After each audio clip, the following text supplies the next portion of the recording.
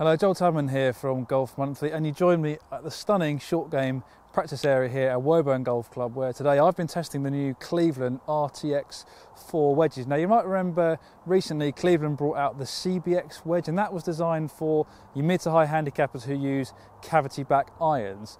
This is more towards the other end of the spectrum in that this is designed more for better players and tour players. The reason for that is that it is more compact down behind the ball. You can see here it's got almost like a muscle back design, and there's less offset there. All these kind of things are preferred by the eye of a better player.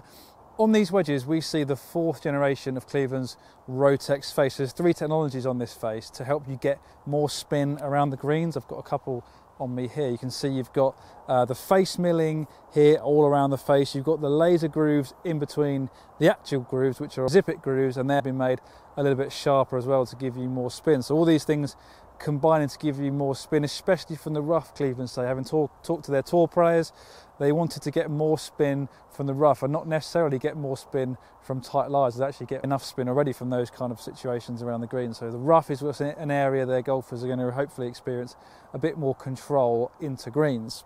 Cleveland get really excited about their field balancing technology. They think it's a really important technology, essentially moving the centre of gravity more towards the middle of the face. They say it has a number of benefits. Not only does the wedge feel better, it's also more forgiving, and it should give you more spin with that weight more centred in the face. They do that by having a slightly thicker high toe section. You might be able to see that here on this sample I've got, moving the weight away from the hosel more towards the centre of the face for all those different benefits. One major addition to the new RTX 4 line is this X-Low grind. So as we remember, Cleveland had three different grinds in their previous RTX 3 wedge. They've actually done away with the 3-dot bounce option because the CBX, as the kind of wider sole, higher bounce option, kind of caters for that sort of player. So if you're interested in that kind of bounce level, you want to be going to the CBX wedge. This is more towards the better player looking for more versatility. So they've done away with the 3-dot and it now starts at 2-dot. The X-Low is the super low bounce option. So this is the 60 degree and 3 degrees of bounce. So it really is for the better player who likes to open up the club face, and also for someone who plays from tight lies, firm conditions, those sorts of things.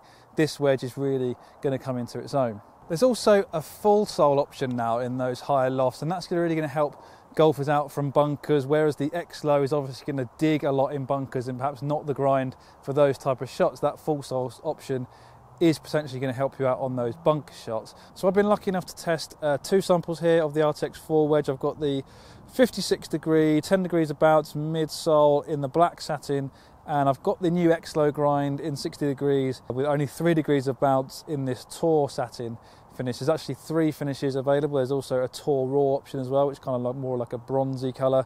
I've been testing them here today at the short game area at Woburn Golf Club and at Fairmont St Andrews on a recent trip, so I had a chance to give them a really thorough test. First thing you notice is, unquestionably, compared to the CBX wedge, this is definitely more compact down behind the ball, and I really like that. Definitely more iron-like in shape in the lower lofts, which again is something I like. Leading edges are nice and straight. It's definitely kind of inspires a little bit of workability perhaps on those full shots and maybe those longer pitch shots. If you like to play subtle draws and subtle fades, you can do that with this wedge. I certainly found that you could do that. If you prefer a more compact shape with the wedges, this is going to deliver that for you. Two different lofts and two different grinds play very differently. This midsole in the 56 I found to be especially versatile. There is enough sole relief there to be able to open the face and play different shots, but it is nice and forgiving through the turf compared to the X-Low grind, which is definitely the opposite of that. There's no question this isn't really massively forgiving through the turf. It's only really suitable for very, very tight lies and very, very firm conditions, which, to be fair, a lot of golfers are experiencing at the moment with the really dry weather. The fairways are drying up, there's not much grass cover there, it's very firm. This X-Low grind is actually a very good option for those type of situations, and maybe you play a lot of links golf. I really liked what this club offered in those situations. I felt like even when the ball was slightly sitting down, this X-Low grind slid under the ball really easily. As long as you've got firm turf underneath to combat that, I think you're really going to enjoy this wedge, but it does struggle out of bunkers because there's hardly any bounce on it. So that's just something to bear in mind. Obviously, you've got that full sole option in the higher lofts. If you tend to use your most lofted wedge out of bunkers, that's an option you need to consider. The feel of these wedges is very good. It's pretty soft. It's difficult to tell if it's softer than any other wedge out there on the market, but this feels just as soft. Forgiveness wise, it's probably lacking definitely compared to the CBX wedge. Maybe on full shots you might see a slight drop off in ball speed and accuracy with this wedge compared to things like the CBX, which is definitely larger, more perimeter weighting, more forgiving. But I think better players who tend to gravitate towards this style of wedge aren't really going to be misstriking their wedge shots all that much. So I don't think you have to worry about forgiveness too much with these. I found them to be pretty stable actually. I actually enjoyed using them and found that off-centre hits weren't affected too much. Now I did collect some data with the 56 degree RTX 4 wedge. Now I didn't have a 56 degree RTX 3 to compare it against, so what I did was I looked in my garage at home for a club that was 56 degrees, and I found a tailor-made milled grind 56, which was pretty new, only been used a few times. I just wanted to compare it to the RTX 4. Obviously they're making some big claims about the spin this wedge is going to generate, so we're not really looking at versatility here in this comparison. I was just more interested in the spin levels I was going to get from RTX 4 compared to the mill grind, which like I said has hit a few shots but it's pretty new, so it should be a fairly fair comparison. So I hit a 50-yard pitch shot from a tight lie with the RTX 4 and the tailor-made mill grind, and as you can see the spin numbers were pretty similar.